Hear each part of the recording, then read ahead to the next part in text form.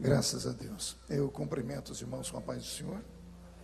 Cumprimento os irmãos com a paz do Senhor. Quem está feliz com Jesus hoje? Então, encontre uma pessoa bonita do seu lado e dê um sorriso para ela.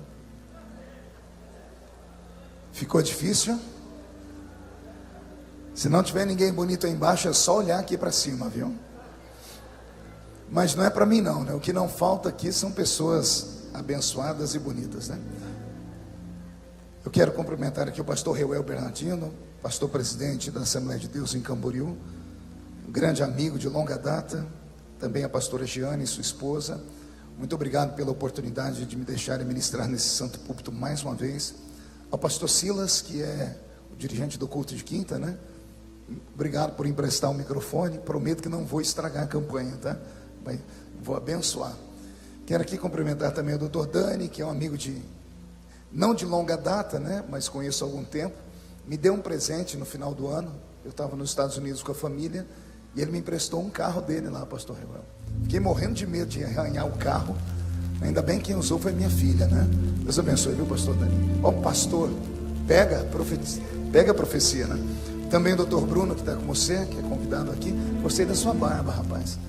Ainda bem que eu não sou o único aqui, senão eu ia apanhar sozinho, né? Vou apanhar nós dois juntos aqui, né? Quero cumprimentar também o Isaías, grande amigo, longa data. Isaías, todas as vezes que eu venho ao estado, pastor Reuel, ele ou dispõe o carro e o motorista para me buscar, ou ele faz como ele fez hoje, vira meu motorista, né? Muito obrigado, viu, Isaías? Você é um grande amigo, Deus te abençoe. Conheci hoje o guarda-costa dele, né? O Bill Clinton, né? É a cara do Bill Clinton, né?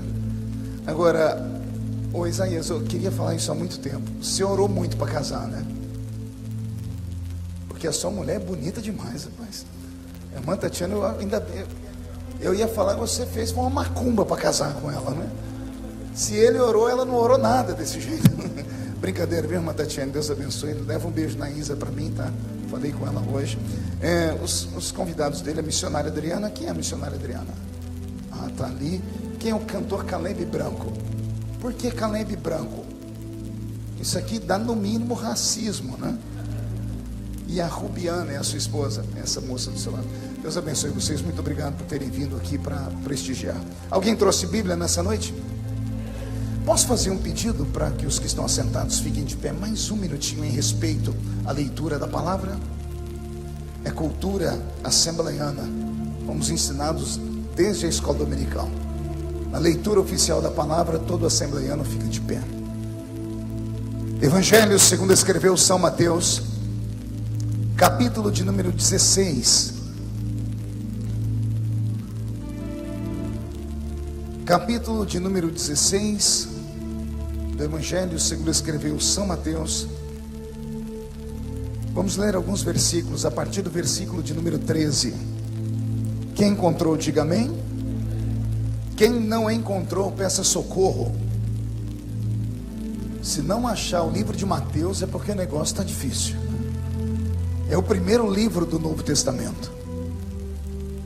Mateus capítulo 16, versículo 13, está escrito assim: E chegando Jesus às partes de Cesareia de Filipe, interrogou os seus discípulos dizendo: Quem dizem os homens ser o Filho do Homem? E eles disseram: uns João Batista, outros Elias, e outros Jeremias ou um dos profetas. E disse-lhes ele: E vós, quem dizeis que eu sou? E Simão Pedro respondendo disse: Tu és o Cristo, o Filho do Deus vivo. E Jesus respondendo disse-lhe: Bem-aventurado és tu, Simão Barjonas, porque não foi a carne e o sangue quem te revelou, mas meu Pai que está nos céus. Pois também eu te digo que tu és Pedro, e sobre esta pedra edificarei a minha igreja, e as portas do inferno não prevalecerão contra ela. E eu te darei as chaves do reino dos céus, e tudo que ligares na terra será ligado nos céus, e tudo que desligares na terra será desligado nos céus. E quem crê nesse texto diga amém. Feche a Bíblia, coloque no banco, na cadeira, e tome na mão da pessoa mais perfumada que está do seu lado. Pegue na mão dela com carinho e respeito e aperte até ela falar aleluia. Pentecostal que não faz barulho está com defeito de fabricação, não é? Vamos orar, Camboriú. Senhor, nós te exaltamos mais uma vez e nós te glorificamos, e nós entendemos que dentro de alguns minutos, e esta linda igreja ficará pequena para o tamanho da glória que o Senhor vai mandar do alto dos céus. Os que vieram tristes começarão a saltar de alegria. Os que vieram se arrastando não voltam se arrastando para casa hoje, Senhor. Hoje voltarão voando nas asas de um novo tempo. E antes que eu comece a ministrar a sua palavra, cerque este santuário com a sua glória, e num raio de 5 quilômetros onde houver um demônio alojado, eu dou a esses demônios segundos para sumirem daqui, porque se não sumirem, serão queimados pelo poder da sua glória que aqui será derramada. Rasgue os céus sobre este pavilhão nesta noite. Manda anjos de fogo descerem aqui, que estes anjos desçam trazendo brasas de fogo nas mãos. Comecem a esparramar estas brasas entre nós, e onde houver um crente cheio do Espírito Santo, pega ele nesta noite, Jesus, e mostra o caminho da verdadeira e poderosa adoração. Fala conosco, fica conosco, é o que eu te peço agora e sempre. E toda a igreja diz: os que podem, tomem o seu assento, dando um lindo grito de glória a Deus por aquele que nos salvou e nos abençoou. Glórias a Jesus. Também quero cumprimentar a irmã Marlene, da dupla Hamilton e Marlene. Eu acho que a senhora estava cantando aqui, eu lembrei de uma música, de um hino. Será que é de vocês? Não posso cometer uma gafe, né? Dia desse eu estava nos Estados Unidos e estava do meu lado o Vanderlei Cardoso cantando. Já está velhinho, né? Se converteu. Aí eu estou vendendo fita do lado dele, eu tive uma crise de riso que eu não me aguentei. Chegou uma irmã perto dele, devia ter uns 80 anos. Ela abraçou e disse assim: nossa, eu sou seu fã, eu conheço você desde a época da velha guarda. E o Vanderlei foi ficando todo inchado. Aí ela falou assim: eu gosto daquela música que você cantava assim. Quando ela cantou um pedaço da música, o semblante dele caiu. Ele deu um beijo nela, ela saiu. Eu falei: Vanderlei, o que foi? Eu falei: essa música era do Jerry Adriani, não era minha não. A pessoa cometeu uma gafe. O mundo está clamando por socorro, ó, quem pode escutar? É de vocês, né? Ufa, tá vendo? Memória boa. Isso 1989, Camboriú. Deus é fiel. Posso ouvir um grito de glória a Deus da igreja? Querida igreja, noiva do Cordeiro, simpatizantes da nossa fé, amigos que vieram de perto, que vieram de longe, pessoas que nos assistem pelas mídias sociais, eu pedi a Deus uma mensagem para o coração desta igreja nesta noite, e aprove ao meigo e doce Espírito trazer à minha memória o texto que eu li. O texto de Mateus 16, ele é transcendental. Não é um texto normal, não é um texto que você passa a olhar por ele e apenas fica na sua memória alguns escritos, alguns gravetos secos, porque a própria palavra diz que a letra vazia, sozinha ela mata. Mas este texto, regado pelo Espírito, coloca a igreja do Senhor de pé, porque há uma promessa nesse texto. Jesus olhou para Pedro e disse assim: Pedro, eu tenho nesta terra uma igreja, e a igreja é minha, não é do homem, não é da convenção, não são de denominações, de placas, não, a igreja é minha. E como a igreja é minha, eu faço uma promessa: as portas do inferno não prevalecerão contra ela. Quem pertence a esta igreja que recebeu esta promessa? Então só esse texto, só essa palavra já é viva, já mexe com o coração da gente. Agora, quando há alguém para nos ensinar o que Deus está querendo dizer aqui, pastor Ivandro Amorim, isso então nos elucida melhor ainda. O capítulo 16 do Evangelho de Mateus é um momento histórico do colégio apostólico que Jesus Cristo fundou quando aqui na terra esteve. Jesus já estava caminhando com os discípulos há algum tempo. Ele levou uma temporada de quase um ano a um ano e meio para montar a sua equipe. As pessoas pensam que Jesus dentro de uma semana levantou os 12 discípulos, e não foi assim, pastor Reuel. Levou uma temporada, até porque Jesus não saiu catando qualquer um no meio do caminho. Ele escolheu Ele mesmo disse depois: não foste vós que escolhestes a mim, eu escolhi a vós. E interessante é que Jesus escolheu 12, ele não escolheu 13 e nem 11. E eu não sei se isso alguma vez já veio na sua memória, e você, como um crente curioso, perguntou: por que 12? Alguma vez você já se perguntou por que 12? Por que não 11? Por que não 10? Por que não 15? Muitas pessoas dizem: não é porque o número 12 é o mesmo número das tribos de Israel. Mera coincidência. Na verdade, Jesus chamou 12 homens porque dentro dos 12 discípulos de Jesus nós temos o resumo de todos os temperamentos que há na raça humana. Se tivéssemos aqui hoje um psicólogo, ele poderia dizer para nós que em cada discípulo de Cristo ele poderia traçar o perfil psicológico deles, e nenhum era igual ao outro. Jesus chamou 12 criaturas diferentes, 12 homens com espírito diferente, com pensamento diferente, com emoções diferentes. Cada um deles poderia dar aqui para nós hoje um ensinamento. E o que eu acho mais belo é que nos 12 discípulos nós temos todos os temperamentos da raça humana. Ou seja, era a maneira de Jesus dizer assim: eu posso usar qualquer ser humano.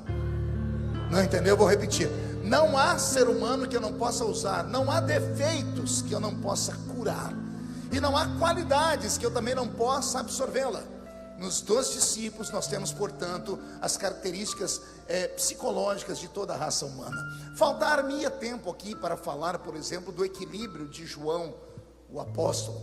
Faltar-me-ia tempo aqui para falar do intelecto de Mateus, que é o único dos discípulos de Cristo que é estudado, aprendeu aos pés do Dr. Gamaliel, cresceu em Jerusalém, vinha de uma família aristocrática, tinha sangue azul nas veias.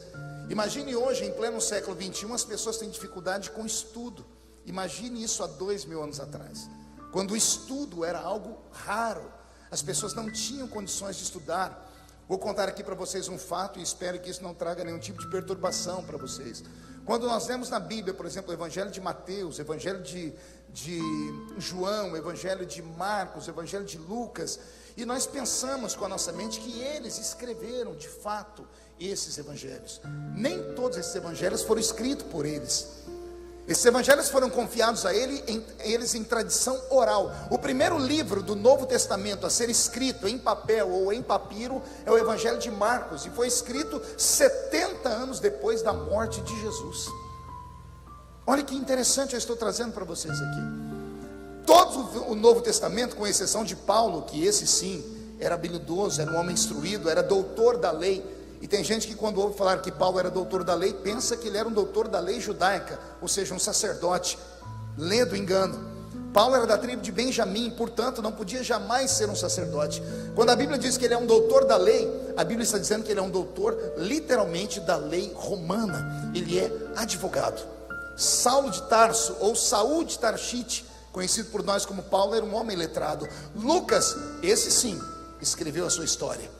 Só que Lucas nunca foi discípulo de Jesus, assim, ele não pertenceu aos 12 primeiros homens que Jesus chamou. Lucas foi discípulo do apóstolo São Paulo. Ele não caminhou ao lado de Jesus, nunca esteve ao lado de Jesus. Marcos, que vem escrever o seu evangelho, é um escriba, esse sim sabe escrever, mas ele escreveu porque ouviu o evangelho ser ditado pela boca de Pedro, quando Pedro estava para morrer em Roma. Então, a Bíblia Sagrada, o Novo Testamento inteiro, como nós temos escrito aqui, é um verdadeiro milagre. Imagine você que por dezenas e dezenas de anos, quase que centenas e centenas de anos, tudo que nós conhecemos da Bíblia era falado de pai para filho. E o filho, quando crescia, tinha o seu filho, sentava e contava para o filho. Os judeus têm uma memória muito boa, tanto é que são os maiores cientistas e filósofos e intelectuais do mundo. Não sei se você sabia disso. Se pegarmos todos os prêmios Nobel da Paz, desde o primeiro até hoje, os judeus deram para o mundo mais de 100 prêmios Nobel da Paz. 100 gênios nascidos entre eles. E isso vem de uma cultura milenar. A cultura milenar que ensina o menino a decorar as leis. Lembra de Jesus com 12 anos, indo para o santuário e debatendo com os doutores da lei? Quem lembra dessa história?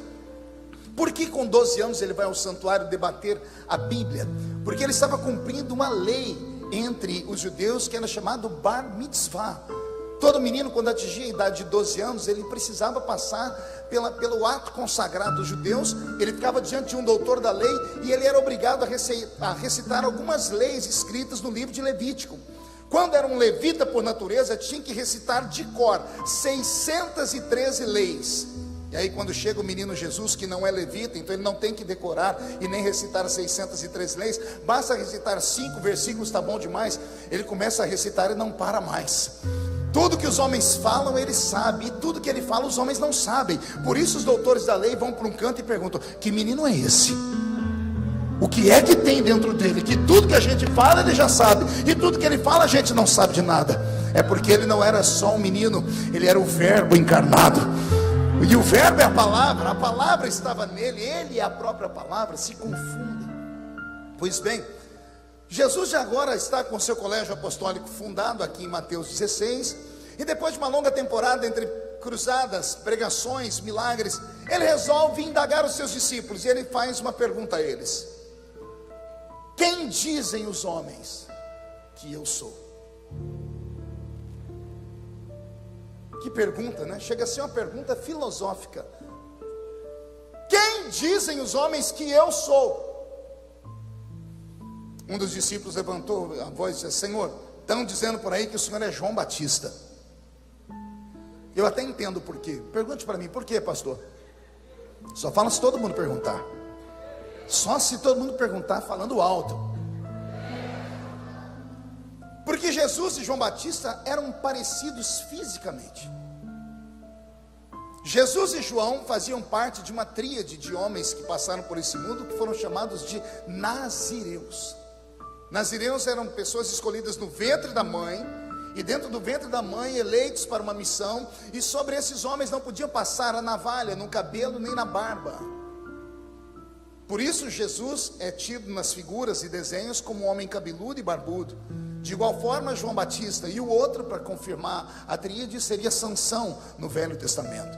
Então quando os homens dizem: tu és João Batista, eu entendo, porque as pessoas naquela época não tiravam foto. Falava: eu fui em Jerusalém e vi um homem pregar. Esse homem tinha cabelo comprido e barba comprida. Como Jesus começou a percorrer as cidades, as pessoas diziam assim: será que ele é aquele João Batista da beira do Rio Jordão, que tem uma igreja fundada lá? Mas aí os discípulos vão: Senhor, tem gente que diz que o Senhor não é João Batista, não. Tem uns que dizem que o Senhor é Elias. E aí começa a apertar. Quer perguntar por quê? Elias é o único profeta da Bíblia que não tem biografia. A Bíblia diz sobre Elias: Elias, o tisbita, sem pai e sem mãe. E ele fazia sinais. Então quando Jesus chegava nos lugares, alguns tinham vergonha de dizer que ele era filho de um carpinteiro. Dizia só: ele apareceu do nada aí. Então não tem pai nem mãe. Dizem que o pai dele nem é desse mundo. Então eles confundiam Jesus com Elias. João pela aparência, Jesus pela história de família e pela questão de fazer sinais. Agora quando falam de Jeremias, aí mexe com o meu coração. Eu imagino como isso chegou nos ouvidos dele. Dizem que tu és Jeremias. Eu chorei quando eu li esse texto e quando eu descobri isso aqui. Quem conhece a biografia do profeta Jeremias vai saber que o apelido dele para teólogos é o profeta das lágrimas. É ele quem escreve o seu livro e escreve também o livro de Lamentações de Jeremias. O livro de Lamentações é escrito, pastor Reuel, não sei de que forma, porque Jeremias está em uma masmorra, preso. Uma masmorra não é uma cadeia comum. A masmorra é uma prisão feita no subsolo de um palácio. E no subsolo não entra luz elétrica. E o subsolo, além de não ter luz elétrica, feito no subsolo, como eu disse, muito próximo dos lençóis freáticos de água. Um lugar úmido. E as pessoas que acabam ficando presas dentro de uma masmorra terminam seus dias mortos com uma doença no pulmão, tuberculose. É assim que Jeremias vai morrer no futuro, com tuberculose. Jeremias é o único profeta da Bíblia que profetizou por 40 anos. Quantos anos eu disse? Não ouvi. Agora se segurei. Profetizou por 40 anos e em vida não viu nenhuma de suas profecias se cumprirem. Por 40 anos foi chamado de falso profeta. Aliás, foi preso por causa disso. Ele termina os dias dele em uma masmorra, porque o rei disse: você falou e não aconteceu nada. Você é um embusteiro, é um impostor, é um mentiroso. Então trancafiam ele dentro de um calabouço. E como eu disse, no escuro, no meio da humildade, eu não sei onde ele conseguiu pena, nanquim e papiro, e escreveu um livro debaixo de lágrimas, chamado Lamentações de Jeremias. E tem um versículo de lá que vale a pena falar aqui, mexe com a alma de qualquer crente que é espiritual. Capítulo 5, versículo 21 do livro de Lamentações: lembra, Senhor, de mim e renova os meus dias como antes, a não ser que o Senhor esteja sobremaneira irado contra nós. Foi ele quem disse: Deus, lembra-te de mim, renova os meus dias como antigamente. É claro que quem já leu Eclesiastes ouviu o sábio Salomão dizer assim: o homem que pensa muito no passado não merece muito respeito. Mas eu não sei onde ele estava com a cabeça, porque a maior riqueza que um ser humano tem em vida são as suas lembranças. Nunca ouviu falar isso, né? Pois anote, isso é filosofia feliciana. A maior riqueza que um homem tem na vida, depois da saúde, são as memórias. Pode ver, você reúne com amigos, reúne com a família, dá 5 minutos, alguém puxa um assunto do passado, quer sejam coisas boas ou ruins. São as únicas riquezas que ninguém vai roubar de você. Você vai carregar para sempre, porque você não é um computador que pode selecionar tudo e jogar na lata do lixo. Você é imagem e semelhança de Deus, e você tem memórias. As suas memórias são presentes dados por Deus. Posso ouvir um glória a Deus por isso? E aí eu fiquei perguntando, por que falavam que Jesus era Jeremias? Se saíssemos hoje do planeta Terra e entrássemos lá dentro do seio de Abraão, e se você pudesse fazer uma entrevista com o profeta Jeremias, você ia ver que o profeta Jeremias carregava traumas com ele. Ele dizia assim: não valeu a pena ser profeta. Profetizei 40 anos, nunca se cumpriu uma profecia, não recebi aplauso de ninguém, fui preso, morri com uma doença ruim. Então do que adiantou ser profeta? Mas aí no Novo Testamento nós vamos descobrir o prêmio. Quando Deus resolveu andar entre os homens, pelo menos um glória a Deus eu escutei aqui, eu vou falar de novo. Quando Deus resolveu andar em carne e osso na terra, olharam para ele e disseram: ele parece Jeremias. Porque tinha uma unção de puxar a orelha, de trazer a realidade. Ele dizia para todo mundo que as pessoas precisavam, que o reino de Deus estava chegando na terra com ele.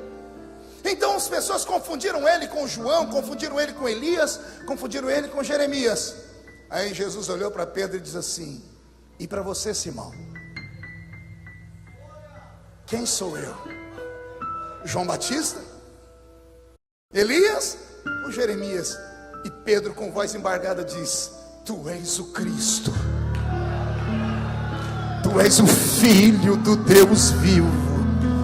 Oh glória! Já estou com o meu corpo arrepiado, porque a partir de agora eu passo a contar uma outra história que vai mexer com sua mente. Porque esse Pedro que confessa isso não é um intelectual, não estudou aos pés do doutor Gamaliel, não é um homem que vem da terra de Caríades, a terra dos Iscariotes, Judas. A terra de Judas e Iscariotes foi a terra que mais deu revolucionários para Israel. Os nascidos naquela terra eram pessoas letradas e instruídas, e que nunca aceitaram que Roma tivesse domínio sobre o povo judeu. Da mesma linhagem de Judas vem um famoso personagem do Novo Testamento, que temos uma imagem horrível dele. Seu nome é Barrabás. Todas as pessoas pensam que Barrabás é um assassino truculento, um roubador de galinha. Não. Ele está preso por Roma porque ele cometeu um crime político. Por isso Pôncio Pilatos vai fazer a barganha depois, vai colocar ele e Jesus juntos. Então Judas vem da terra de Barrabás, uma terra onde os meninos eram preparados a acreditar em Israel como nação. Se fosse qualquer outra pessoa aqui, se dar uma palavra mais amena sobre Cristo, eu entenderia, mas não. Jesus pergunta para Pedro: por que Pedro? Isso me fez chorar. Porque Pedro não é o discípulo em quem nós queremos nos espelhar. Pedro é o discípulo que mais erra. Pedro é o discípulo que nenhum pastor gostaria de ter ele no seu púlpito como obreiro, nem ter ele no seu grupo de jovens ou de mocidade, porque é o discípulo que mais fala. E venho de uma roça lá do interior que tem uma tradição nossa que diz que quem fala muito dá bom dia a cavalo. Pedro era desse jeito. Pega as histórias de Pedro na Bíblia, você só vai lembrar coisa esquisita. Tenta lembrar aí. É ele dentro do barco, saltando do barco no meio de uma tempestade. Estava indo tudo muito bem, até que ele começa a afundar. Aí vem Jesus e chama ele de homem de pouca fé.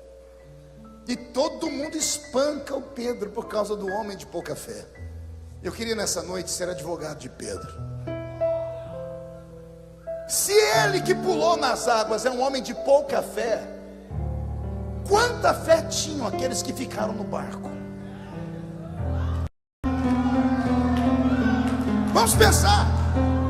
Porque é muito fácil espancar o outro, é muito fácil jogar na cara do outro, é muito fácil apontar o dedo para alguém que foi e voltou, para alguém que pelo menos tentou e não deu certo. É muito fácil acusar. Agora quero ver ter coragem de pular nas águas.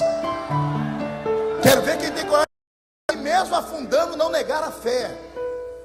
Jesus botou Pedro em cima do barco. Todo mundo até hoje fala que Pedro é um homem de pouca fé, mas quando você chegar no céu e for falar com ele, ele vai dizer assim para você: sou homem de pouca fé, afundei. Mas na história do mundo só teve dois homens que quebraram a lei da gravidade. Um foi Jesus Cristo e o outro fui eu, porque eu pisei nas águas e andei em cima delas. E alguém pode gritar, mas afundou, e ele vai gritar de volta, mas eu andei. E alguém vai dizer, mas você afundou, ele vai dizer, mas eu andei.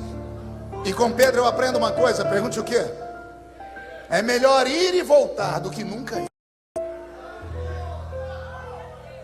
É melhor ir, bater com a cara no muro, se arrebentar, mas dormir de consciência tranquila.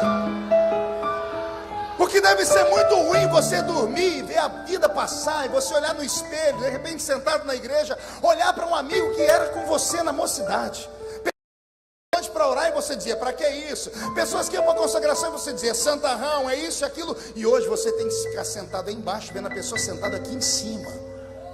Deve ser ruim se você olhar para dentro de você e falar assim, e se eu tivesse ido também? Posso te dar um conselho? Tenta esquecer isso, porque senão você nunca mais vai viver. Porque a oportunidade passa. Com Pedro eu aprendo que Deus ama gente desequilibrada. Deus ama gente com coragem. Deus ama gente que tem vontade. Deus ama gente atrevida. Deus ama gente que não está nem aí para o que as pessoas vão pensar, porque sabe que quem pensa dele não paga as contas dele, não morreu na cruz do Calvário por ele. Então deixa eu te dar um conselho. Se você tem um sonho, lute por ele. Busque, apanhe pelo seu sonho, bata pelo seu sonho. E se algum dia não der certo, pelo menos você vai dizer a si mesmo, eu tentei. Deus ama gente que tem coragem. Eu amo contar a história de Jesus lavando os pés dos discípulos. Não tem um ato mais sagrado na Bíblia Sagrada. E explico por quê. Ele é Deus. E como Deus, pastor Reuel, ele abaixa, agacha, ajoelha e lava a sujeira do pé dos homens. Não tem um ato mais lindo do que esse, de humildade divina. Ele, Deus, se ajoelhar na frente de uma criatura e limpar a sujeira dos seus pés. Estava indo tudo bem o culto, até que chegou a vez de Pedro. Chegou a vez de Pedro, Pedro escondeu os pés, quebrou o clima do culto. Jesus ajoelhado fala, o que você está fazendo? Ele diz assim, no meu pé o senhor não. Aí Jesus olha para todo mundo e diz assim, Pedro, se eu não lavar os seus pés, você não tem parte comigo. Está todo mundo dizendo assim, ei Pedrão, podia ter dormido sem essa. Está vendo? Fala demais, ó. Acabou com o culto.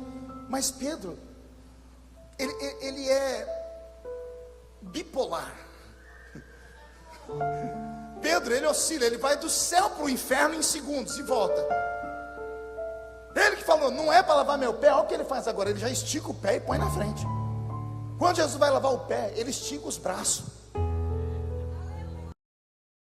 Jesus tomou um susto e falou, o que é isso, Pedro? Eu vou lavar os pés. Ele falou, não senhor, já que o senhor vai lavar, lava o corpo inteiro.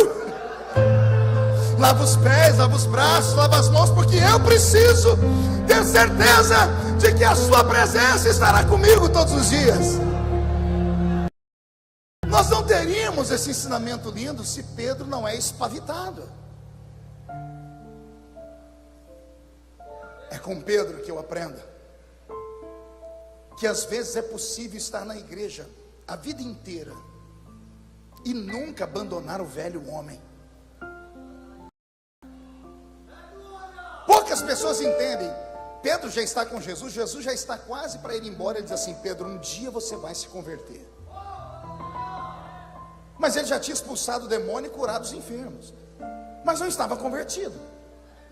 Não se escandaliza, Pedro é o discípulo de Jesus endemoniado. Pastor do céu, isso é heresia, leia a Bíblia. Jesus está comentando com eles alguma coisa e Pedro diz assim: tem pena de ti mesmo, Senhor? Aí Jesus olha para ele assim: para trás de mim.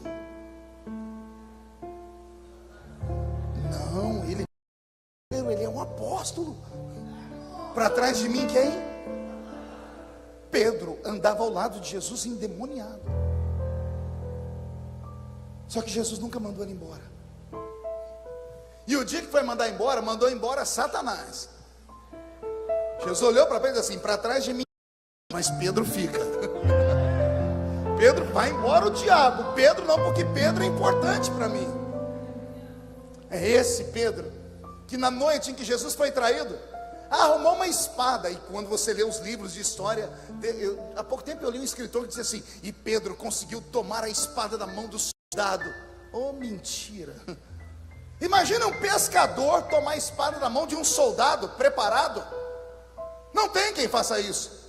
Pastor, então de onde veio aquela espada? Você promete não se escandalizar? A espada era uma herança antiga que estava na cintura de Pedro, abaixo do manto dele, de quando ele era ainda pescador.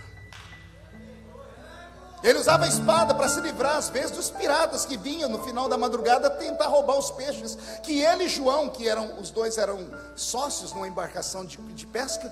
Então eles usavam a espada para se defender. Quando Jesus chamou Pedro, Pedro sabia que Jesus era de paz, e Pedro, ao invés de jogar a espada fora, escondeu a espada debaixo do manto. Ele nunca deixou a espada. Aí vem a pergunta: pastor, e por que Jesus não mandou ele tirar a espada? Boa pergunta, porque eu também fiz essa pergunta a Deus. Porque se Jesus pede, ele tirava a espada, sim ou não? É mais ou menos aquilo que a igreja faz quando a gente se converte. Quando eu me converti, a primeira coisa que falaram para mim no fim do culto é: você não pode mais ver televisão. Aí vieram com uma lista: televisão, short, barba e 1 milhão de coisas.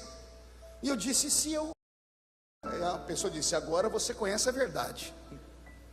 Deus vai te matar. Deus vai pegar você com mão pesada. E eu nunca entendi isso, porque quando você está lá no mundo, falam para você de um Deus tão bondoso. Falam para você de um Deus que diz assim: ó, venha a mim como você está. Não é isso que falam? Quando vamos pregar para uma pessoa, a pessoa diz: mas eu sou drogado. O que a gente diz? Jesus te ama. Não, mas eu sou uma prostituta. Jesus te ama, morreu por você. Venha do jeito que está, sim ou não? Aí a pessoa vem, enganada por essa pregação. Aí ela aceita Jesus, em prantos. Antes de ir embora, um grupo de crentes que tem a língua maior do que a minha gravata, que não foram ganhar a pessoa lá na rua, que não foram evangelizar de madrugada, sentam com a pessoa e começam a doutrinar ela dentro da visão da igreja. O que não é errado, temos que ter ensinamento. Mas aí essas mesmas pessoas passam a ser juízes dessas pessoas e começam a cobrar que seja feito contra eles alguma coisa, porque a pessoa está vindo com a roupa assim, a pessoa está daquele outro jeito, e nós queremos agir como o Espírito Santo. Queremos que o pastor faça. Um dia desse, eu sou pastor de igreja, terminou o culto, chegou um irmão em mim e falou: pastor, eu só preciso dar um puxão de orelha da minha esposa. Eu falei: por quê? Falou: olha a roupa que ela está vindo na igreja. Eu olhei para ele e falei: se você que é marido não fala, que eu que sou pastor? Não, bem, porque o senhor, ela obedece. Eu falei: toma vergonha na cara, rapaz. Se você não é sacerdote do seu lar, gosta do pastor? É isso que nós queremos, é isso que nós esperamos. Pregamos pregamos um evangelho para as pessoas lá fora de um Deus amoroso. Bastou a pessoa entrar aqui dentro para dizermos à pessoa: ou você anda na linha ou Deus vai te fulminar. Aí a pergunta que eu faço é para mexer com a sua cabeça: que Deus é esse que tem piedade do pecador lá fora e quer matar o seu filho aqui dentro? Vou perguntar de novo: que Deus é esse que tem paixão por uma alma que está lá fora e a que está aqui dentro quer destruir e matá-la? Não, pastor, o senhor não conhece esse Raimundo que está aqui do meu lado, é um pé na igreja e outro no mundo. Pois eu prefiro ele assim do que ele com os dois pés lá fora. Porque num culto como esse, o Espírito Santo pode fazer aquilo que você não deu conta, aquilo que a igreja não deu conta. Eu nunca mais assisti televisão. Me casei e não comprei televisão, mas toda quarta-feira eu ia para a casa da minha mãe. A desculpa é que eu ia visitar minha mãe. Eu sentava na frente do sofá, na frente da televisão, e a janta tinha que trazer para mim no sofá. Eu não conversava com ninguém, ficava eu e a televisão. Vinha a comida, eu pegava, comia, colocava, pegava o copo, bebia. Um dia minha mãe falou assim: por que você não compra uma televisão? Minha mãe não era crente. Por que você não comprou televisão? Eu disse: sim, porque é pecado ter televisão. Eu disse assim: na sua casa, né? Porque na minha se assiste.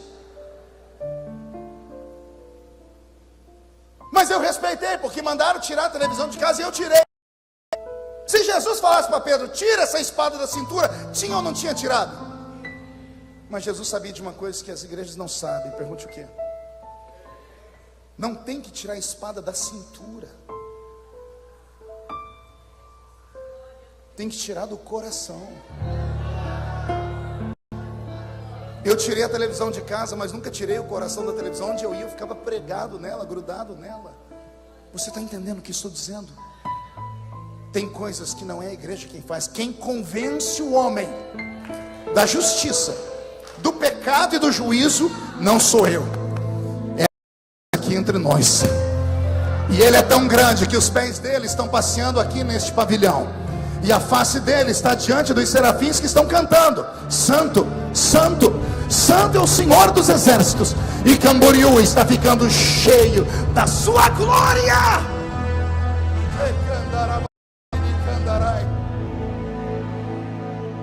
Quando Jesus foi traído, Pedro sacou a espada, Evandro, e partiu para cima do soldado.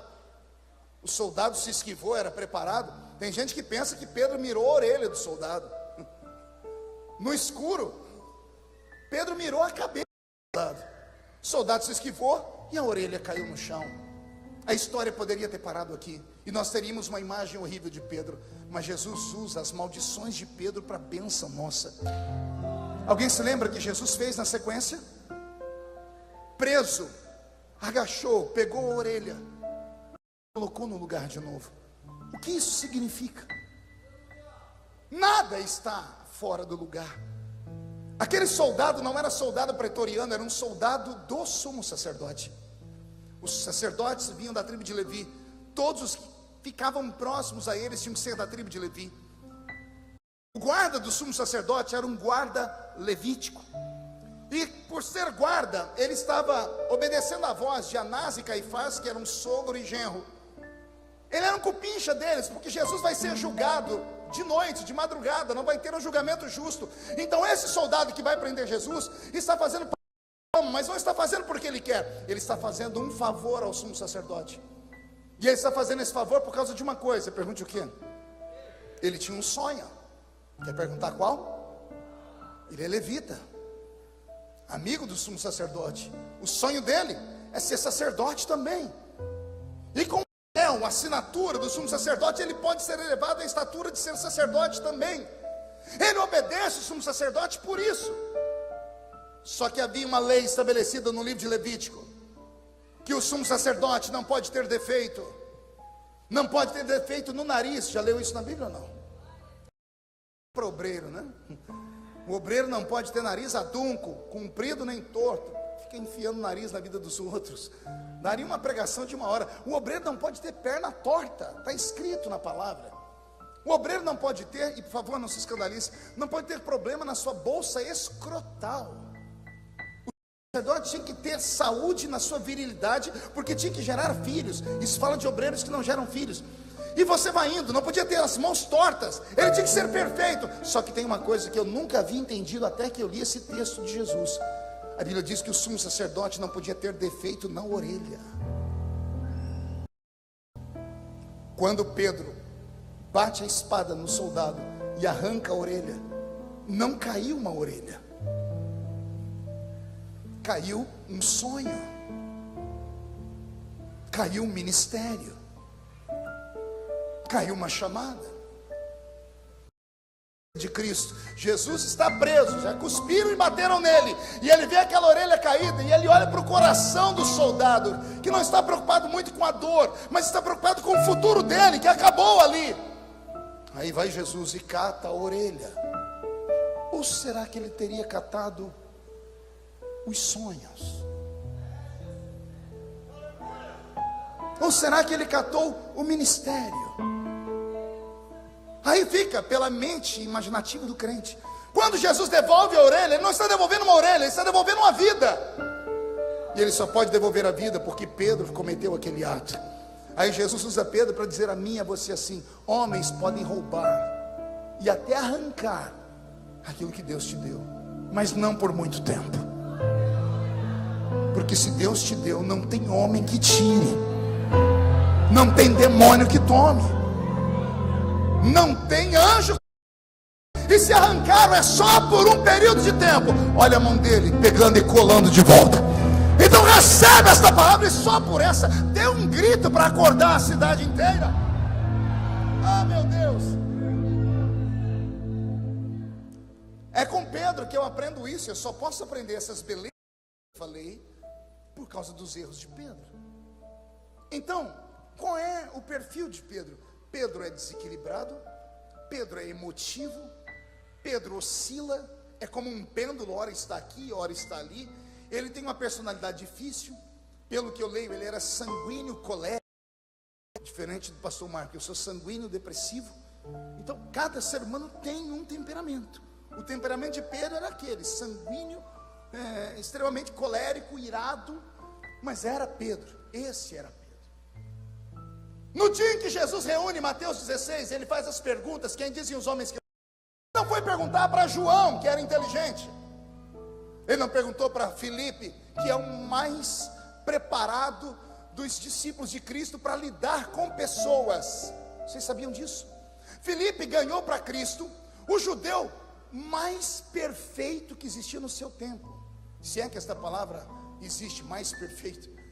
Filipe ganha Natanael, um judeu em quem não há dolo. Pense na argumentação, na retórica. Jesus poderia ter chamado Filipe, Jesus poderia ter chamado qualquer um dos discípulos, mas não, ele resolveu perguntar para Pedro: o que eu sou para você, Simão? E ele pensou em tudo que ele tinha vivido com Jesus, e ele disse assim: para me aceitar como eu sou, tu és o Cristo, tu és aquele que veio para dar vista aos cegos, levantar o caído, anunciar o ano aceitável do Senhor. Só pode ser o Messias, porque o Senhor olha para mim, um homem impuro, um homem cheio de defeitos, cheio de inqualificações, e o Senhor me dá uma chance como essa. Tu és o Cristo, o Filho do Deus vivo. Até aqui tudo bem, amém? Eu preciso que alguém me ajude aqui. Pastor Ivandro, o senhor pode me ajudar? Por gentileza, fique aqui do meu lado. Fique frente comigo. Jesus não terminou por aí. Ele acabou de falar com Pedro e disse: não foste tu que revelaste a mim, mas foi o meu Pai que te revelou. Ele poderia ter mandado Pedro sentar, pastor Reuel, mas ele não fez isso. Ele olhou para Pedro e começou a dizer assim: tu és Pedro, e sobre esta pedra eu edificarei a minha igreja, e as portas do inferno não prevalecerão contra ela. Isso aqui é muito sério, fique aqui. Isso é muito sério. Esse texto, mal interpretado pela igreja católica, vão dizer que Pedro foi o primeiro papa. Então teríamos um grande problema, porque Pedro era casado. Jesus curou a sogra dele, está escrito na palavra. Então Pedro não pode ter sido o primeiro papa, não desse clero romano. Segundo, as pessoas leem esse texto e dizem que Pedro é um alicerce da igreja. Que desgraça seria se a igreja estivesse alicerçada. Pergunte por quê? Ele afunda. Ele não reconhece Jesus quando é para reconhecer. Ele está endemoniado. Ele tem um monte de defeito. Então Pedro também não é o alicerce da igreja. Eu vou explicar para vocês o que Jesus está dizendo para ele com a voz e com a mão. Quero que você preste atenção. Jesus não está dizendo: tu és Pedro, e sobre esta pedra edificarei a minha igreja, as portas do inferno não prevalecerão contra ela. Preste atenção na minha mão, que ela vai me ajudar a pregar. Jesus falando: tu és Pedro. Só que momentos antes Jesus chamou ele de Simão. Em outros textos vamos encontrar ele como Cefas. Pedro, que Jesus arruma para ele, porque Pedro em grego significa pedra pequena, pedra esmiuçada, pedra que não presta para nada. Pedra esmiuçada, pastor Ivano, é areia. A Bíblia diz que o homem que alicerçou a sua casa sobre a areia, o que aconteceu com ela? E derrubou. Então Jesus está dizendo assim: tu és areia, tu és pedra pequena. Porque está todo mundo olhando para Pedro dizendo assim: ele só faz coisa errada e Jesus está ali com ele. Jesus está concordando: vocês têm razão, ele não presta para nada. É uma pedra pequena, pedra esmiuçada que não presta para nada. Mas olha o que Jesus faz: olha a minha pedra pequena que não presta para nada, mas sobre esta pedra.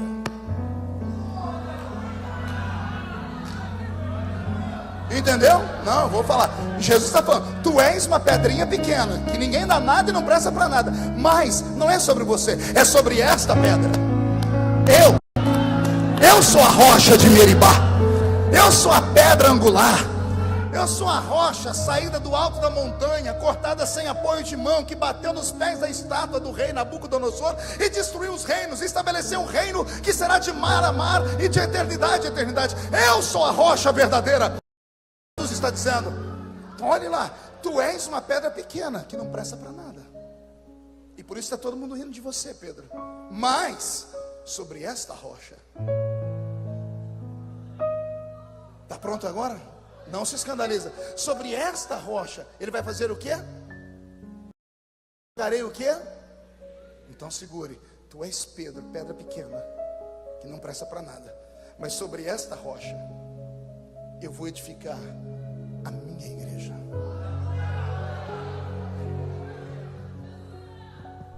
Pedro não é o alicerce, Pedro é a igreja.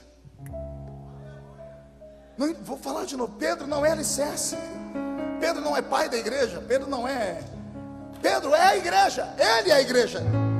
Jesus está dizendo assim: tu és pedra pequena que não presta para nada, e olham para você e não dão nada, mas sobre esta rocha eu vou edificar você.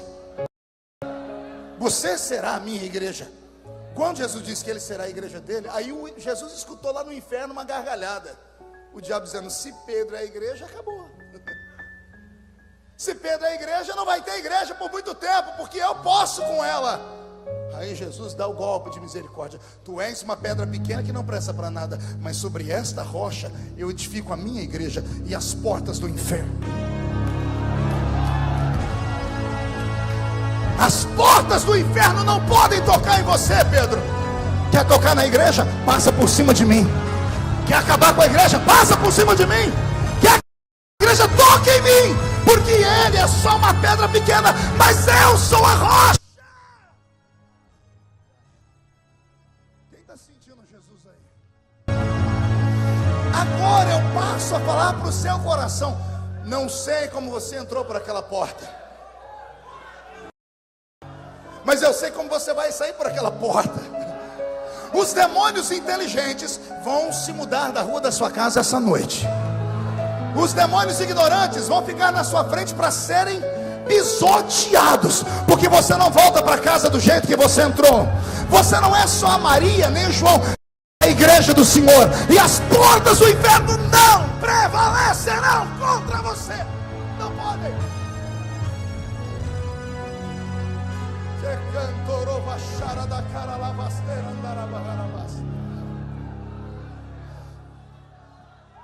Eu estava pregando em Toronto Canadá, alguns anos atrás, uma linda igreja.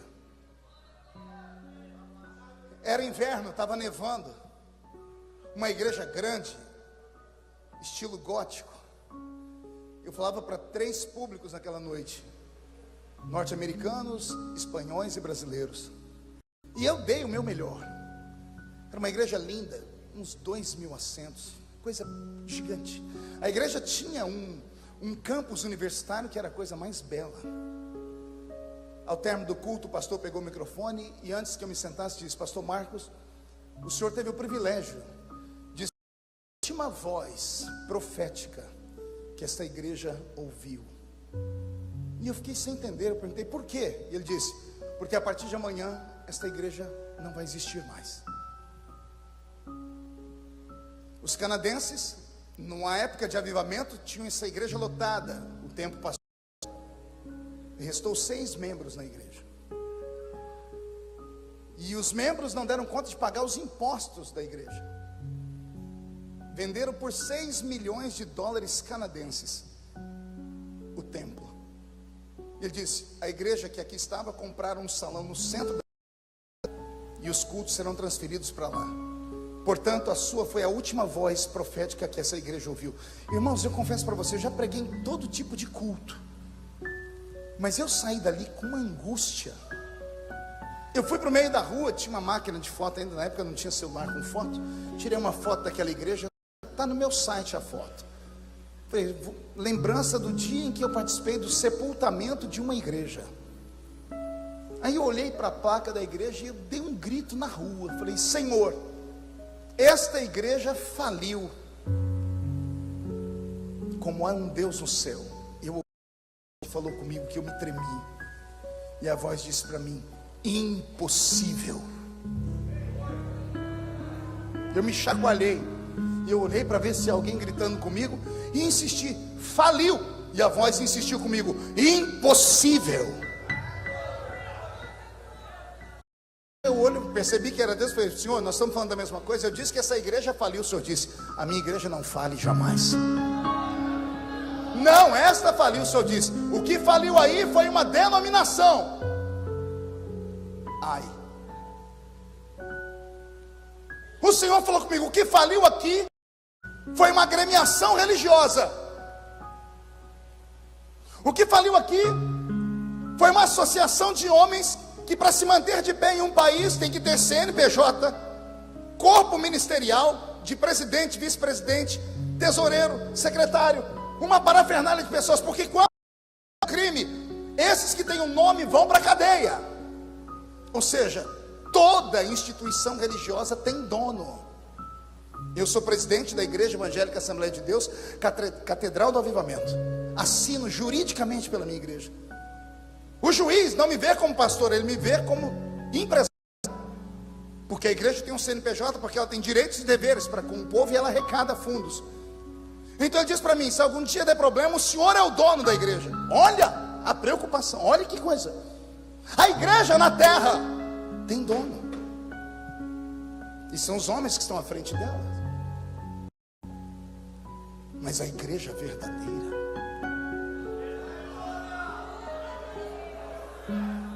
não é a organização. A organização é fria. A organização é feita de tijolos, teto, ar-condicionado, cadeiras bonitas, som.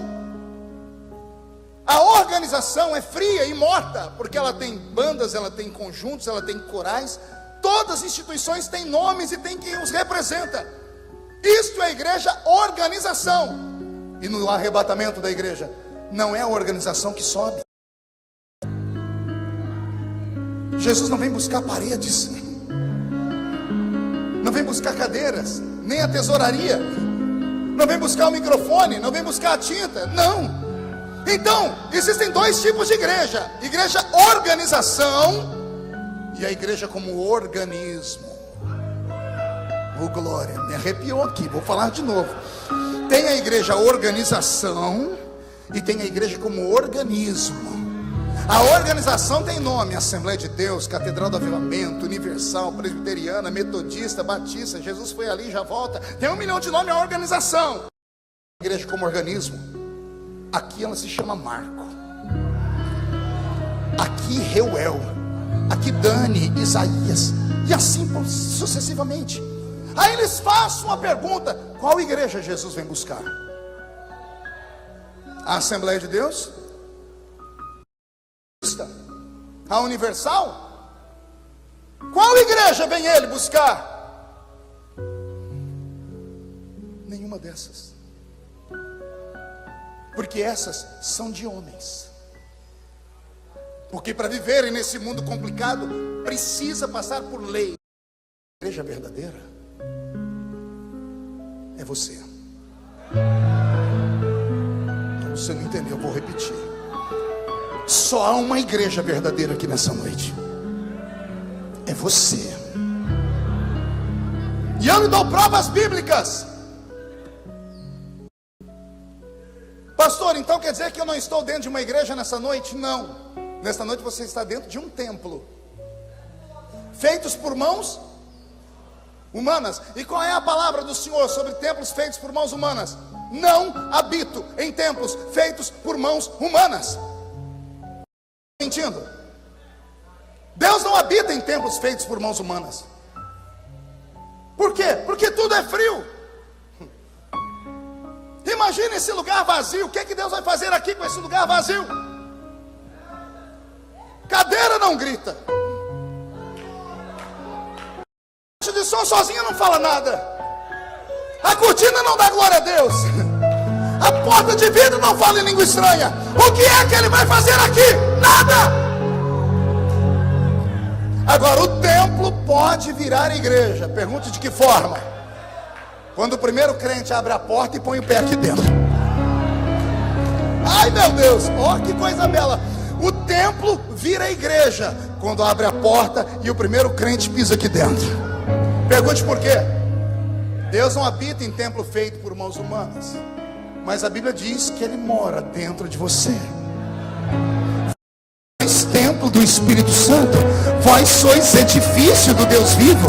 Se isto é verdade, eu estou pregando nesta noite para a verdadeira igreja.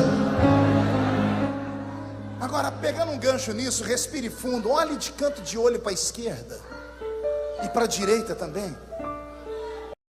De crente, tem aquele que não me respeita por nada, e tem aquele que extrapola. O que eu mandei olhar de canto de olho, ele fez assim. Não, sério, de canto de olho, olhe para o irmão da sua esquerda, visualiza ele, olha o da direita. Esta é a verdadeira igreja. Agora sim, vou eu tirar o meu chicote. Você está sentado perto de qual igreja aí? Porque essa igreja aí parece um mausoléu. Pergunte a mim, o que é mausoléu, pastor? Vai no cemitério aqui de Camboriú, você vai descobrir o que é um mausoléu. Famílias ricas têm templos dentro do cemitério. Aqueles templos bonitos de mármore, com letras garrafais douradas. A pessoa morreu tem 500 anos, você vai lá, a flor está cheirando novinha, porque todo dia tem alguém que troca a flor. Aquilo é uma igreja. Eu estava viajando para a Inglaterra uma vez e vi no voo aquelas revistas de bordo. Estava lá, obras de arte com valor incalculável nos cemitérios do Brasil. Aí tinha o cemitério de São Paulo e em outros lugares. Obras de arte feitas por homens da Renascença, coisas que valem fortuna e ninguém sabe, porque está dentro do cemitério. São capelas do cemitério, são igrejas, mas dentro do cemitério. São igrejas, mas quando você abre a porta e entra dentro delas, só tem cheiro de defunto, só tem coisa morta. Você está sentado perto de qual igreja? Uma igreja derrotada? Porque com essa cara aí, parece que essa igreja foi derrotada. Parece que foi batizado num pote de vinagre. Não consegue expressar uma alegria, não consegue sorrir, não consegue levantar a mão, não consegue dar uma glória a Deus. Vem me dizer que, qual é a sua desculpa? Ah, não, pastor, é porque eu estou analisando, eu estou meditando. Quer meditar? Vai para casa, pega a Bíblia, senta e fica filosofando. E não, aqui é lugar de adorar, aqui é lugar da igreja provar a que veio. Aqui a igreja tem que mostrar que está viva. Viva.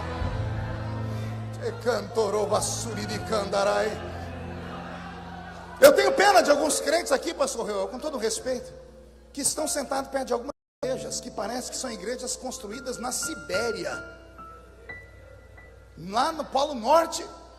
Por quê, pastor? Se você ficar mais 5 minutos perto desse cubo humano, você pega um resfriado. Isso aqui é a Assembleia de Deus. Eu vou repetir, isso aqui é a Assembleia. Igreja que nasceu no fogo, na graça, na glória. Tem que ter profecia, interpretação de línguas, palavras reveladas. Aqui é onde os anjos passeiam, levam oração, trazem glória. E se você não gosta disso, a porta da casa é serventia desse lugar. Aqui dentro, por favor, eu quero os adoradores. Os adoradores, onde está a igreja verdadeira? A igreja verdadeira.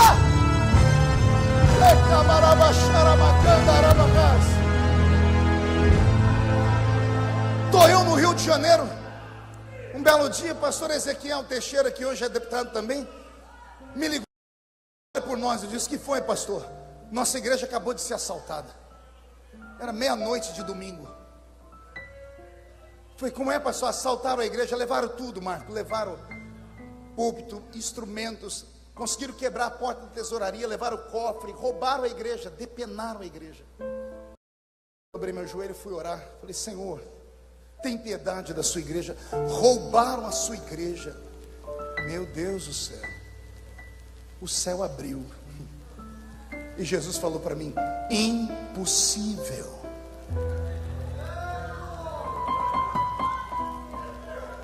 Não, senhor, roubaram a igreja. Eu disse: roubaram o templo. Eu falei: por que o senhor não deixou um anjo lá? O senhor disse: vou deixar um anjo lá para quê? Para guardar cadeira?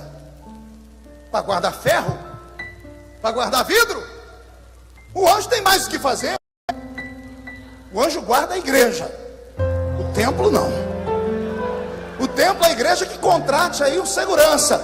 A igreja o Senhor guarda. Você sai por aqui e o anjo do Senhor sai ao seu redor, protegendo você e te livrando de todo o mal. Partindo desta premissa, eu aprendo que durante uma temporada inteira nós aprendemos errado. Mude a música para mim, Robson. Nós somos incapazes, às vezes, de estender a mão para um irmão machucado, mas brigamos pela placa da igreja com qualquer pessoa. Matamos por causa da placa da igreja. Expulsamos. Chamamos a polícia. Processamos pela placa da igreja, porque a igreja é tudo. E aí, quando nós vemos um desses pequeninos tombados e caídos, fazemos como está escrito na Bíblia. Vemos a pessoa caída e passamos de largo. O sacerdote vê e passa de largo. O levita vê e passa de largo. Porque ninguém quer problema.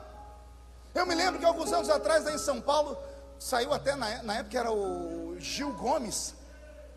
Foi um escândalo em São Paulo. Um crente saiu de um culto lá, passou no velório.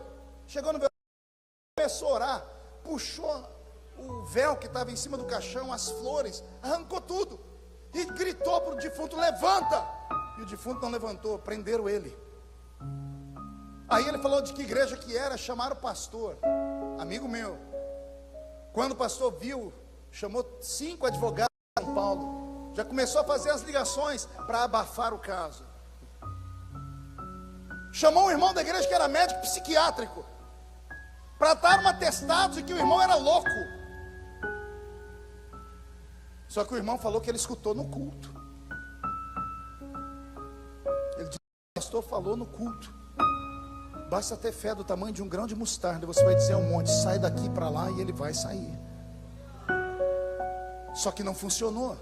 Agora eu pergunto: e se tivesse funcionado? E se um morto tivesse levantado? Qual seria a atitude do pastor dele? É membro da minha igreja, eu ensinei, porque deu certo. Aí quando dá errado, a gente joga as pessoas dentro de uma valeta. A igreja precisa aprender a amar mais. E não é amar de boca, é amar de verdade. Porque esta é a verdadeira igreja. Esses pequeninos que nós passamos por eles e nós não nos lembramos deles. Já percebeu que quando tudo está bem na sua vida, você faz um comidão, um churrasco, você pega seu WhatsApp e liga para as pessoas mais queridas da igreja, e vai todo mundo para a sua casa. Mas quando o chão desaba, quando o teto cai na sua cabeça, a pessoa que você procura nem o WhatsApp tem. Aí você vai lá na casa dela, coquinho na cabeça, joelhinho grosso, a pessoa não sabe falar direito, fala: irmã, ora por mim. Mas você não lembra dela quando você está num dia de festa. Mas no dia da violência você lembra dela. Porque somos seletistas. Jesus pegou Pedro naquele dia, e quando eu chegar no céu eu vou dar um beijo em Cristo. Eu vou falar: muito obrigado porque o Senhor usou Pedro de exemplo. Porque eu não consigo ser como João. Eu, Marco Feliciano, não tenho a educação, não tenho a fidalguia de um João. Talvez eu não tenha a coragem de um Iscariotes, que no meio do vendaval teve coragem de tirar a própria vida de vergonha. Eu não tenho, talvez, o intelecto de um Mateus. Mas quando eu vejo Pedro, eu digo: se Pedro foi, eu também posso. Aí naquele dia, Jesus pegou Pedro e disse: Pedro, todo mundo diz que você não vale nada, mas para mim, você é a igreja. E aqui eu aprendo uma outra coisa, pergunte o quê? Nada escandaliza ele. Vou repetir: nada escandaliza ele. Calcule comigo. Você é patrão, a senhora é patroa. Contrata uma pessoa para trabalhar na sua casa. E você tem um dispositivo na mão capaz de mostrar o futuro. E de repente você pega através desse dispositivo, você sabe que dentro de 2, 3 meses, a pessoa que você contratou, ela vai violentar seu filho ou sua filha. Ou ela vai te roubar. A pergunta que eu faço: você contrataria a pessoa? Você sabe que ela vai estuprar, violentar os seus filhos. Você daria emprego para ela? Responda. Você está diante de um dispositivo que você sabe o futuro. Você é patrão, sabe que o empregado vai te roubar. Você sabe que ele vai te dar um escândalo. Você quer contratar ele para trabalhar para você, sim ou não? Por que não? Porque você sabe quem a pessoa é. É isso? Então me explique Deus. Me explique Deus. Me explique Deus chamando Jimmy Swaggart para ele.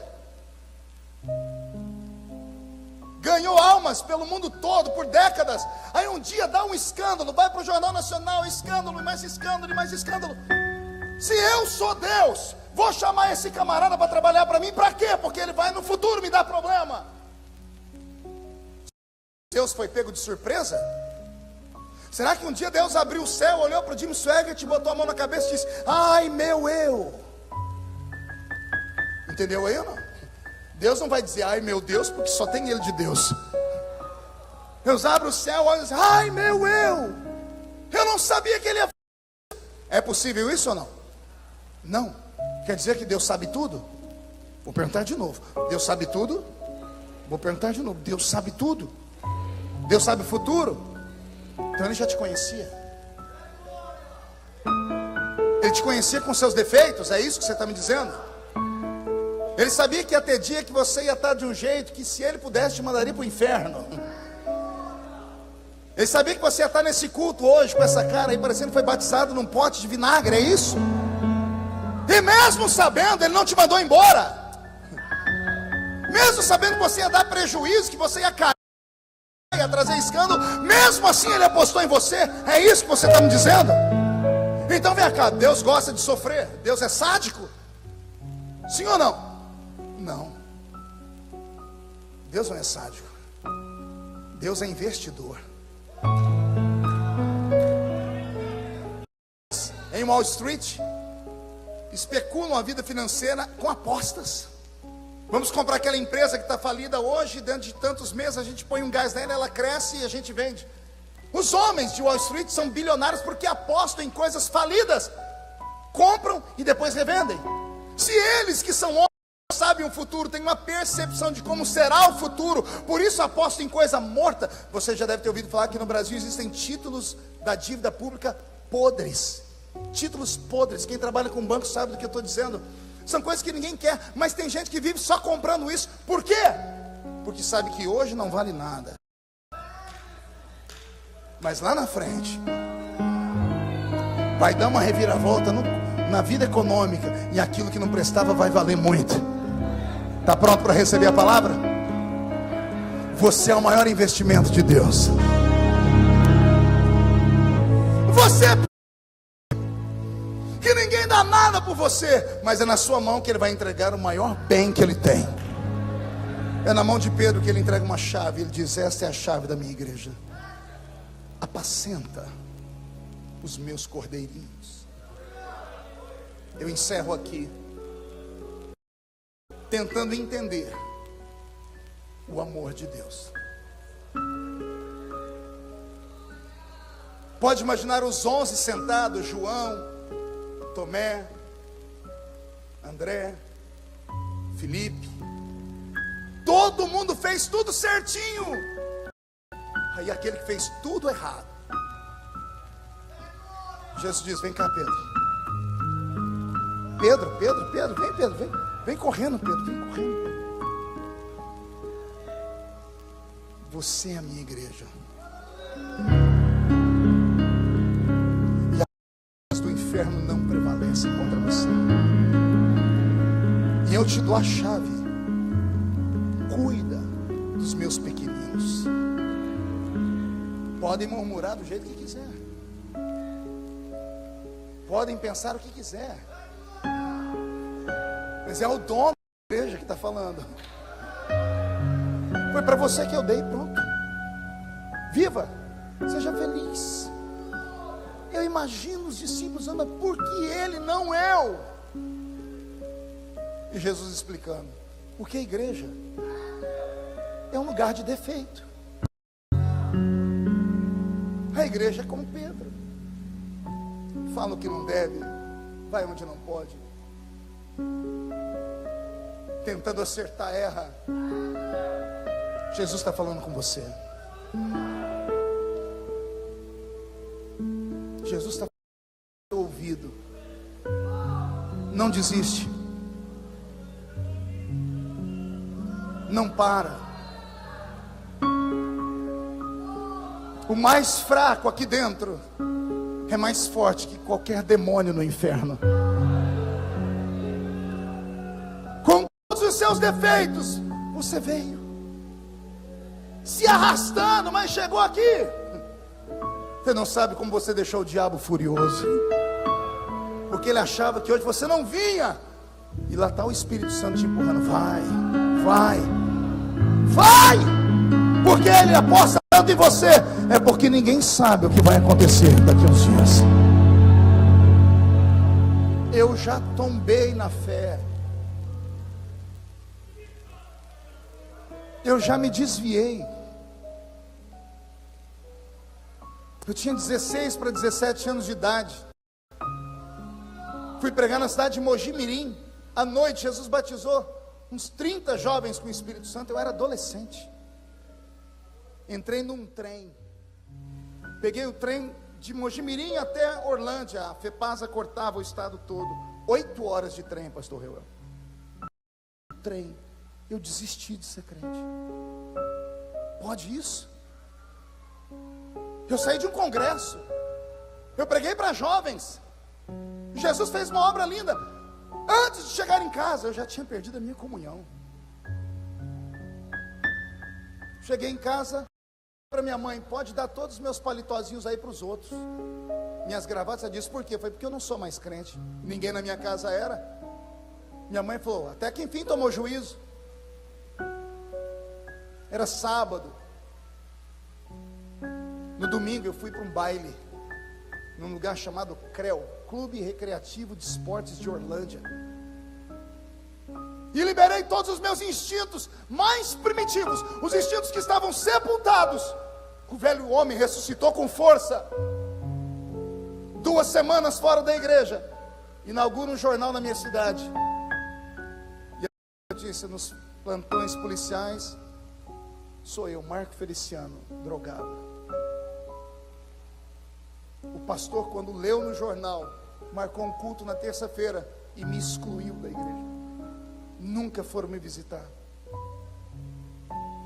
Nunca foram o que aconteceu comigo. Fiquei 2 meses sem ir na igreja. Foi o suficiente para me abandonarem e me esquecerem. Eu desci a rampa fria por 1 ano. O que eu não fiz a vida inteira, eu fiz em 1 ano. Um dia eu estou num baile. Dentro do baile um rapaz me afrontou. O nome dele era Pantera. Era uma briga de gangues. E ele me deu um tapa no rosto. Chamei meus amigos, contei o que aconteceu e disseram: vamos lá fora. Tinha uma mobilete, não sei se vocês sabem o que é isso. Sentamos na mobilete, fomos na casa de um amigo. E ele pegou um revólver, um 38, uma garrucha velha. Chegamos na porta do clube, escondemos numa moita, que não podia entrar lá dentro. E chegamos à conclusão: quando terminar isso aqui, nós vamos matar esse cidadão. Era umas 3:30 da manhã, eu estava dopado, drogado, aqueles globo rodando, as pessoas cantando, eu com um copo de cerveja na mão. De repente eu vi um vulto, que chegava tudo nublado, entrou no meio do povo, me pegou pelo colarinho, começou a falar, eu não entendia nada, eu continuei pulando. Ele me segurou, me deu um tapa no rosto, eu voltei em mim, o dedo em riste no meu nariz, disse: assim diz o Senhor.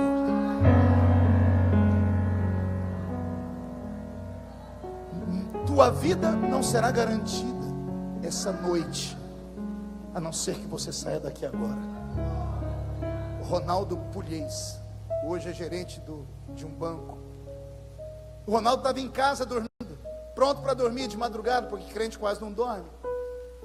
Ele falou que ele ajoelhou de um lado, a mulher dele ajoelhou do outro.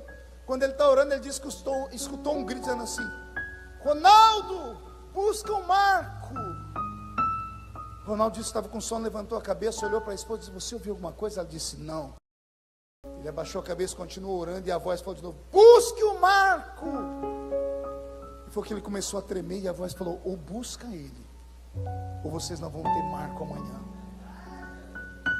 E foi que ele levantou da oração, Reuel, chamou a Adriana, a esposa, disse assim: uma voz falou para mim do Marco. Eu falei: que Marco? Aquele menino da igreja. Eu falei: é verdade, tem meses que ele não vai na igreja. Ninguém nunca foi visitar ele. E o que a voz falou? Mandou eu sair procurando ele. Ela falou: então vai e procura. Ele ligou para 2 amigos, o Fernando, que é músico na cidade de Morro Agudo hoje. Sentaram na motinha deles e foram em todas as casas que tinham baile à noite, até que ele parou na frente do Clube Recreativo de Esportes de Orlândia. Ele falou que ele estava vestido de crente. Quando ele botou o pé lá na porta, ele disse: meu Deus, se alguém me ver aqui terça-feira, eu estou excluído, porque vão falar que eu entrei no baile. Ele falou que ele pensou em voltar, quando o Senhor disse para ele: no meio de uns 500 jovens pulando, ele me achou, Reuel. Ele me deu um tapa no rosto e me tirou dali. Me levaram para a casa dele, eu estava grogue, dopado. Eu deitei no sofá, eu escutava eles falando de longe, eu via eles chorando, foram chamando irmãos, juntaram 5, 6 irmãos, começaram a orar por mim. Um colocou a mão na minha cabeça e disse: Jesus, se o Senhor tem uma obra na vida dele, liberta ele do efeito da droga, da cachaça, e renova ele com o Espírito Santo.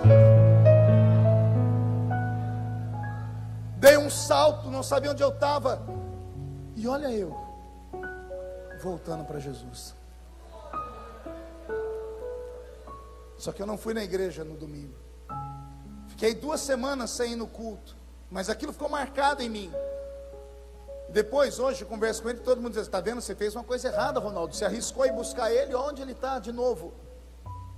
2 semanas depois, eu chego na esquina do clube, era na mesma rua da minha casa. Eu digo: eu vou para o clube, eu vou para casa. E naquele dia tive força, disse: eu não vou entrar no clube, vou para casa. Naquela madrugada, recebi uma visita de uns crentes lá na minha janela. crentes faziam cantata, serenata. Ninguém na minha casa é crente. Meu avô acordou primeiro e gritou para minha mãe: Lúcia, parece que tem um Santo Reis aí fora. Vocês sabem o que é Santo Reis aqui no sul? É uns homens bêbados cantando com a bandeira de uma santa, cantando 25 de dezembro na... Meu avô falou: Lúcia, prepara bolacha e café que tem um Santo Reis aí fora. Minha mãe escutou e falou: não, pai, isso é música de crente. Ela abriu a porta, estava a irmã Oriovalda, lá de Uberlândia, Minas Gerais. Uma senhora desse tamanho. Ela veio pregar na igreja e não me achou. E ela perguntou para todo mundo: cadê o Marco? Todo mundo disse: ele está desviado. Ela: me mostra onde é a casa dele, que nós vamos lá essa madrugada. Quando a minha mãe me chamou, a irmã Oriovalda olhou para mim, botou o dedo no meu nariz e disse assim: hoje o Senhor vira o seu cativeiro. E naquela manhã eu fui para uma manhã de consagração. A irmã Oriovalda começou a orar para Jesus batizar com o Espírito Santo. E ela me chamou: vem orar. E eu falei: ela disse: vem orar. Aí eu levo para o pastor Zé Bispo, estava sentado, e ele fazia assim para mim. E eu dizia: não posso. Ela olhou para ele, olhou para mim e disse: eu estou mandando, vem orar. Coloquei a mão na cabeça de um rapaz, Jesus batizou ele com o Espírito Santo. Na cabeça de uma moça, Jesus batizou ela com o Espírito Santo. E naquela manhã Jesus batizou umas 30 pessoas com o Espírito Santo. E olha eu aqui.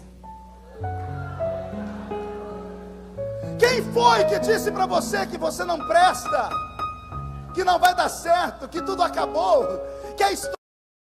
Homem não pode colocar ponto final na sentença que Deus ainda está escrevendo. Não me interessa o que falaram, não me interessa como falaram. Esse culto não estava na minha agenda até 2 dias atrás.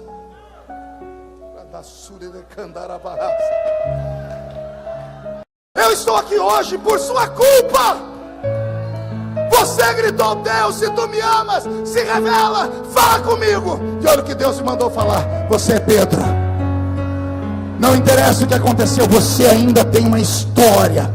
Vai acontecer um reboliço, porque tu és Pedro, e sobre esta pedra edificarei a minha igreja, e as portas do inferno não prevalecerão contra ela.